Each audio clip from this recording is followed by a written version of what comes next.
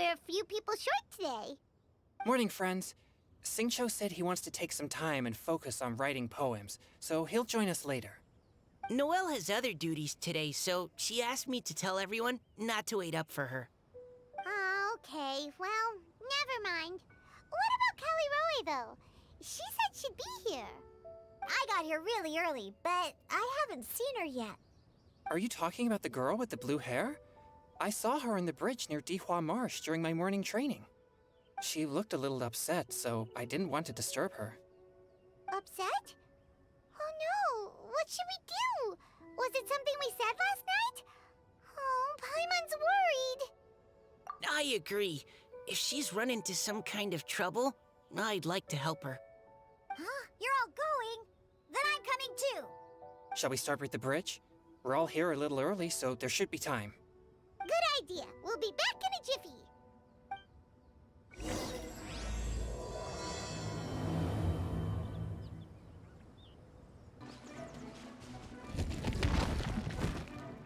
Oh, so this is the place? We ran into her here yesterday, too. She looked like something was weighing on her mind then as well. It's also not far from where we were dropping those leaves. Huh. Leaves? Oh, right. We were so busy matching couplets we forgot to mention.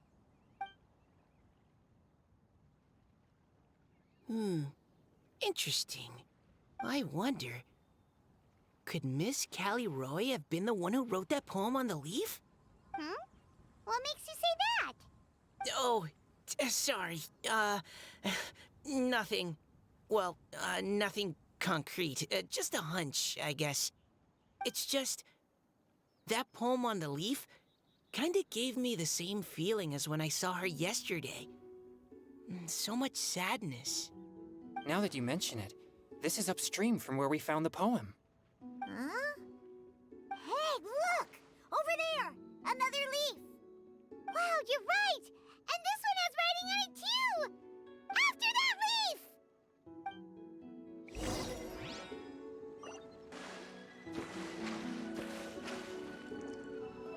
Ugh, why does it have to float so quickly?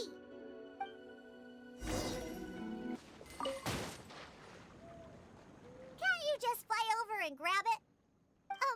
But Paimon can't swim. What if Paimon accidentally falls into the water?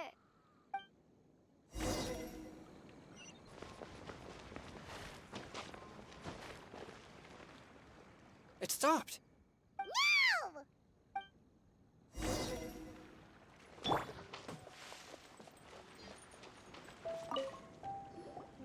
Whew. We finally caught it. Are the words still legible, or have they been washed out? Looks like the ink's intact. Let Paimon take a look at what it says.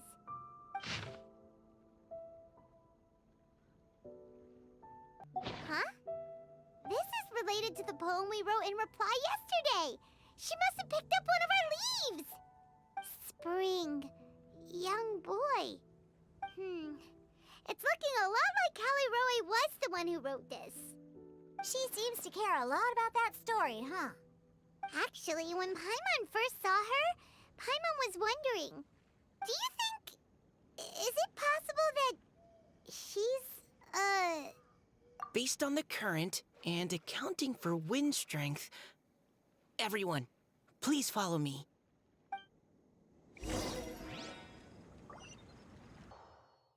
This should be far enough upstream. Let's split up and search the area. Callie Roe! Callie Roe! Ah! She's surrounded by hilly turtles! Let's go save her!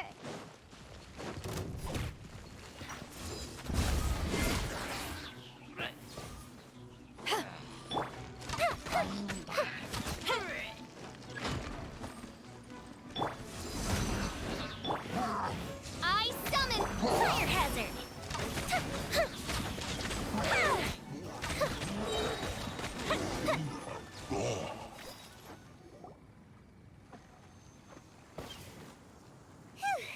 Callie Roe, are you okay? What's that? It's a huge water droplet! This is exactly what I saw the other day. Huh? Why are you all looking at me like that? Oh no! My body... Is it... That voice is definitely Callie Roy's. How did this happen? Please wait a moment. Oh no. Did I use up too much energy? How did you... What's going on here? Miss Callie Roe, are you some kind of adeptus? No. I'm so sorry for deceiving you all for so long. Actually, I'm an Oceanid who flowed here from Fontaine long ago. What's an Oceanid? Ah, the Grandmasters mentioned them before. The Oceanids were the familiars of the former Hydro Archon. They all fled Fontaine after the Archon died and settled across the world. That's correct. Though, to tell you the truth, I can't even completely recall how I found myself here. I have a vague impression of my ancestral home, but I can't recall clearly anything I saw on my journey. All I know is that by the time I arrived in Mondstadt, I had lost most of my power and couldn't even sustain a physical form. Eventually, I settled in a place called Springvale, where I slowly began to regain my power. Springvale is a serene and beautiful place. The water that flows through there is clear and pure, just like the hearts of the people who dwell there. So you're the Spring Fairy of Springvale? Yes, Diona, and I remember you too, you know. When you were little, you often came to the spring at night to speak with me. Really? You're not messing with me, are ya? I always thought that was just a local legend.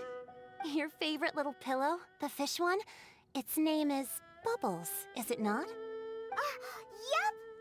All those childhood memories. So they weren't just a dream.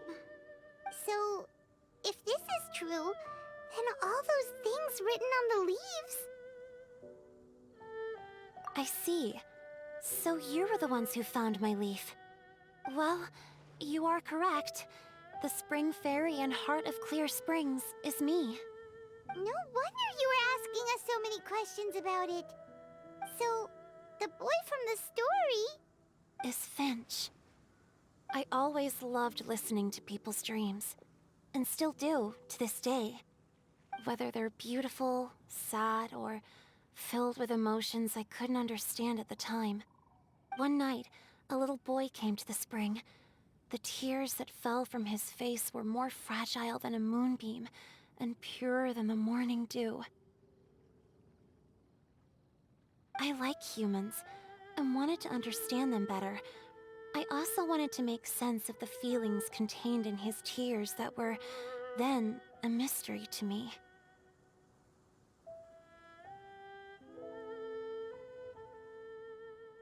Yes, we often met under the stars, sharing our stories with one another. Sometimes, we'd stay up all night and see who would hear the first bird chirping from the boughs, or the first cicada of summer. Aw, that sounds lovely. But one day, just like the book says, I saw an emotion in Finch's eyes that I couldn't reciprocate. I felt out of my depth, in uncharted waters. But I knew all too well that we Lockfolk face a very different fate from that of humans. Whatever was happening, I didn't want it to lead to Finch writing a chapter of his life that he would later come to regret. So, I fled, and never appeared before him again. Oh, Callie Roy. My strength returns very slowly, and even after decades, I can only sustain a physical form for a very short time. I once hoped that Finch would be able to move on, and meet me when the stars in the night sky have all gone out. But after seeing so many people's stories, and hearing about all their dreams, I have gradually come to understand Finch's heart. This feeling of wanting to respond to his feelings is surging relentlessly in my chest, and I can no longer restrain it. But I'm also scared. Scared that if I go and see him now, I'll bring nothing but disappointment and even more pain when it comes time to part. Oh. It really is a difficult choice. Please go see him. Huh? I know Grandpa Finch, and he's a really kind person.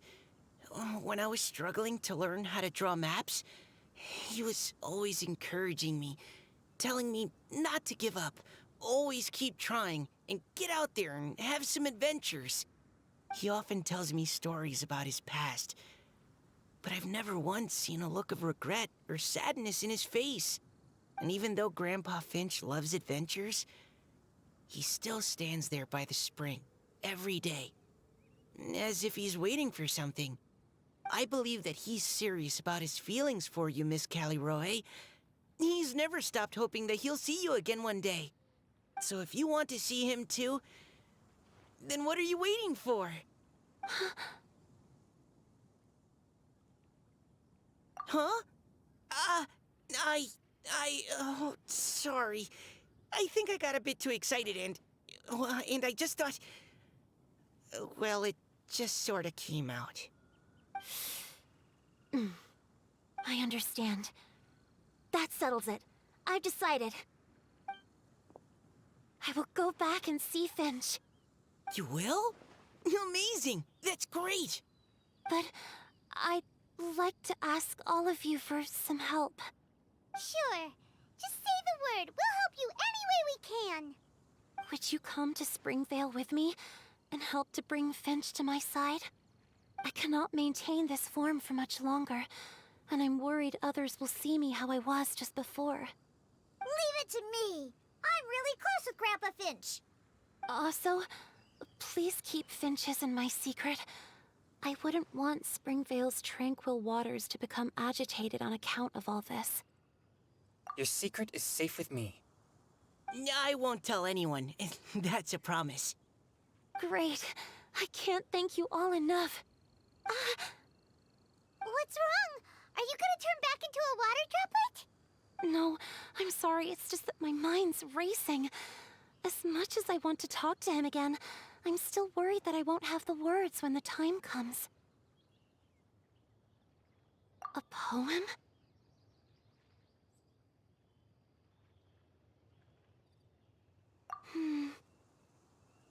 Okay, good idea. I'll write him a poem. And it will be called Heart of Clear Springs.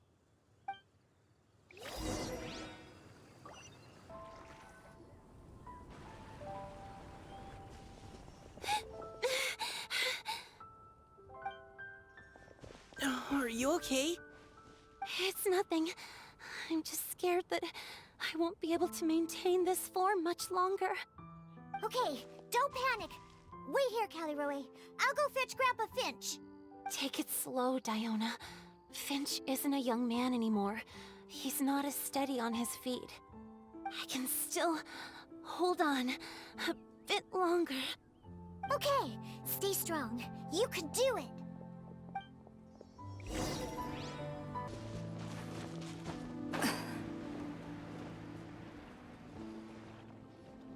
Grandpa Finch! Is that Diona? You're back early today. Today's your special day, Grandpa Finch. Can you come with me? Oh? Well, where are we going? Over there, to the waterfall. Did you catch a nice little fishy? Just come with me already. This is extremely important. But I promised your father that I'd go to the... Grandpa Finch! All right. All right. No need to get worked up. I'm right behind you. That's more like it. Now come on, I'll help you.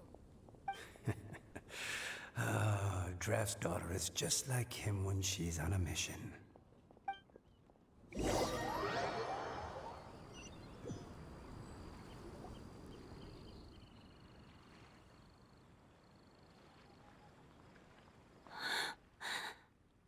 Over here! Over here!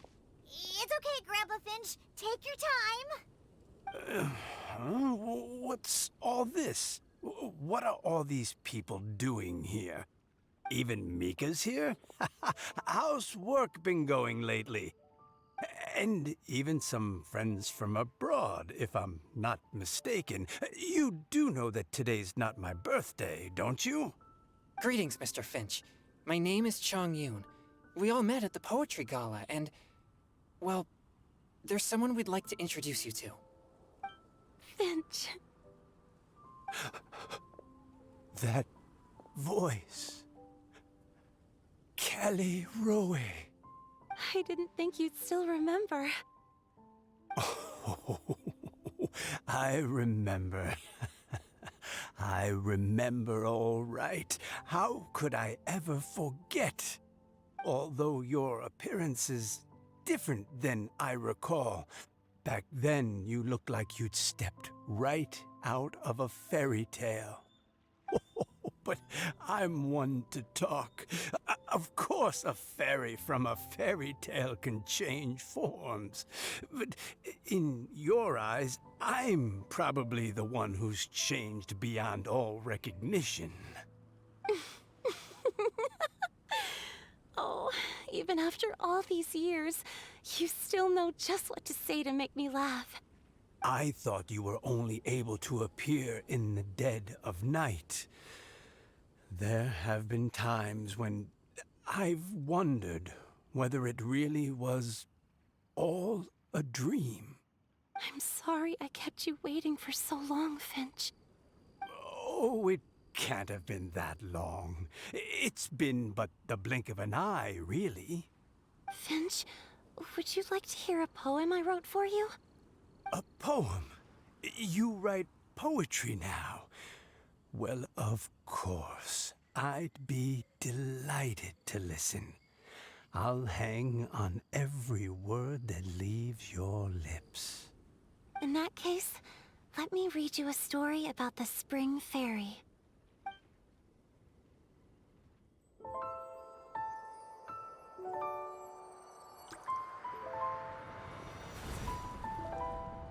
Far from my native land I roamed.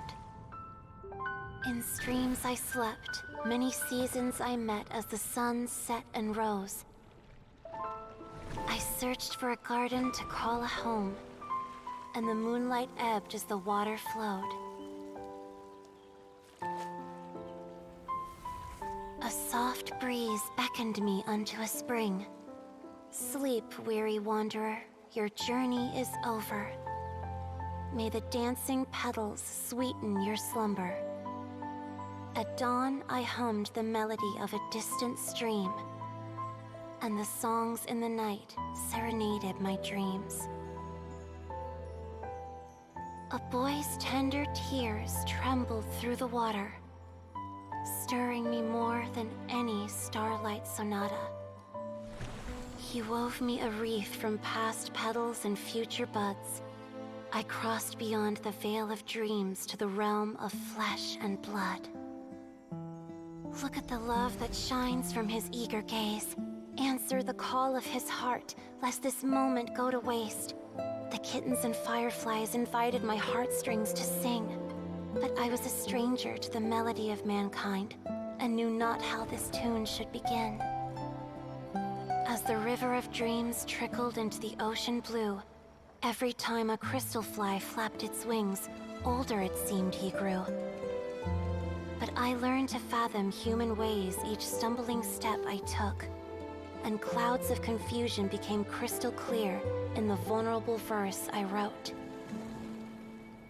As seed yearns for soil and trees for the sun, a once foreign melody inside my heart sung, and it cried out your name on every string it could strum. Now, I give my dream to you. May it be in your slumber a sweet spring to quench your thirst.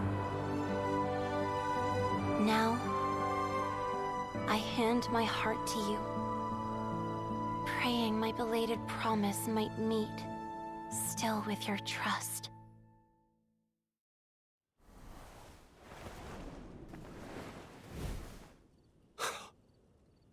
Yes. This is how I remember you from when we first met. All those years ago.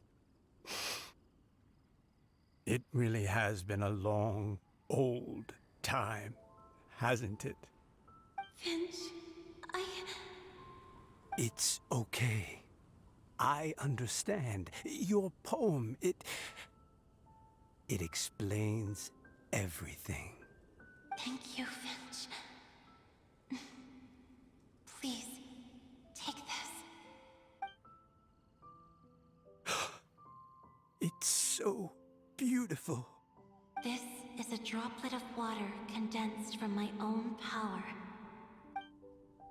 Finch, I don't have a physical form like humans, and I can't stay by your side. I don't know how long it'll be before I can change back into human form again. But as long as this droplet remains with you, our hearts will always be connected, no matter the distance between us. I will always be one with the spring. From this day onwards, if you call me, I will meet you in your dreams.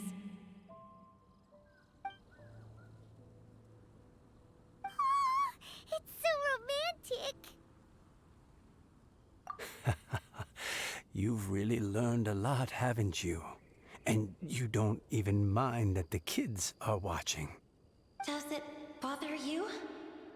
How could it possibly? This is the happiest moment of my life. I just worry that once I go to sleep, I won't ever want to wake up again. Huh? Don't say that. I'm only joking. It seems that you still have much to learn. Is that right?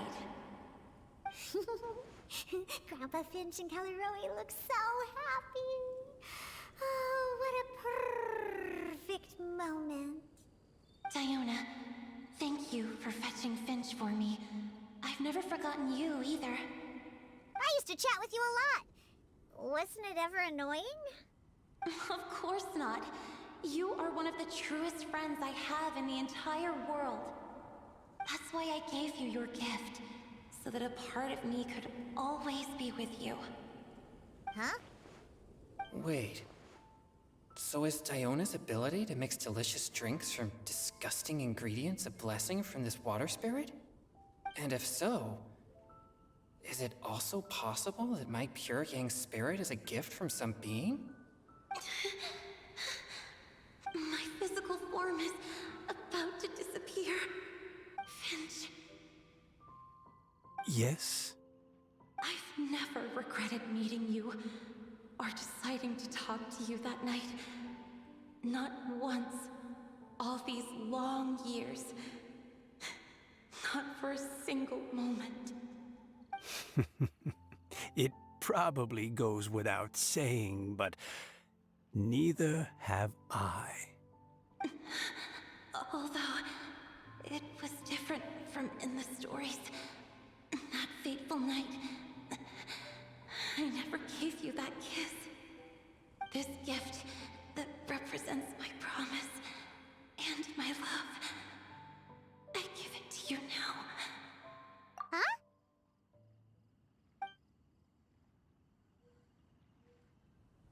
It's okay, everyone. She's gone now. What? But Paimon didn't get a chance to say goodbye. Grandpa Finch? Don't worry now. She hasn't gone far. Just like she said, she'll always be one with the spring.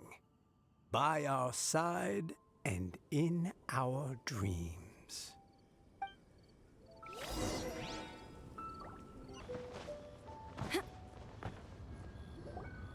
Oh? Hey, you're all back! And it looks like you're in much better spirits than before. Hu-Tao's a step ahead. She's already talking about printing a poetry anthology.